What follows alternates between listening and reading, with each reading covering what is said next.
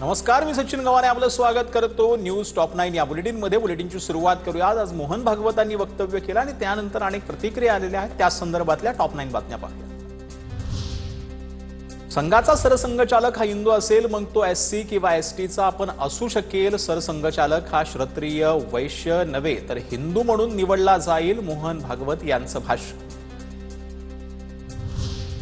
संघ सांगेल तेव्हा निवृत्ती घेणार, निवृत्तीनंतर ही कार्य सुरूच राहणार, मोहन भागवत यांच्याकडून स्पष्ट।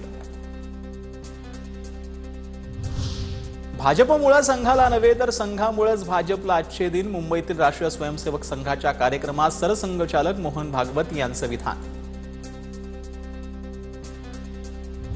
एखाद्या व्यक्तीचा धर्म, भाषा, खाण्याच्या सवयी वेगळ्या असू शकतात, मात्र आपण समाज, संस्कृती आणि राष्ट्र म्हणून एक आहोत, सरसंघचालक मोहन भागवत यांचं हिंदू मुस्लिम ऐक्यावर भाष्य। सरसंघचालक मोहन भागवतांच्या उपस्थितीत वरळी डोममध्ये कार्यक्रम। 100 वर्ष की संघ यात्रा कार्यक्रमाचा दुसरा दिवस। महेश मांजरेकर, अभिनेता अक्षय कुमार, निर्माता करण जोहर, अभिनेत्री रवीना टंडन, अनन्या पांडे उपस्थित।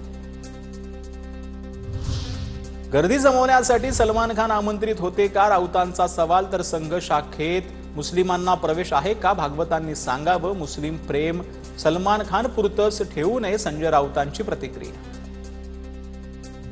संजय राऊतांच्या प्रश्नावर खासदार श्रीकांत शिंदे संतापले। चांगल्या कार्यक्रमाला सलमान खान यांची उपस्थिती लाभली ही चांगली गोष्ट, सकाळी उठून काही ना काही बोलायचं असतं, श्रीकांत शिंदेंची राऊतांच्या वक्तव्यावर टीका।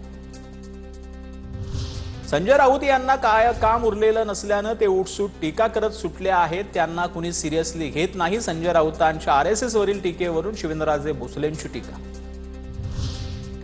सलमान खान यांना पहिल्या रांगेत बसवलं तर मंत्री असूनही नितेश राणे यांना मागे बसवलं, तुमचं हिंदुत्व बेगडे आहे हे आरएसएसनं दाखवून दिलं, शरद कोळी यांची नितेश राणे यांच्यावर टीका।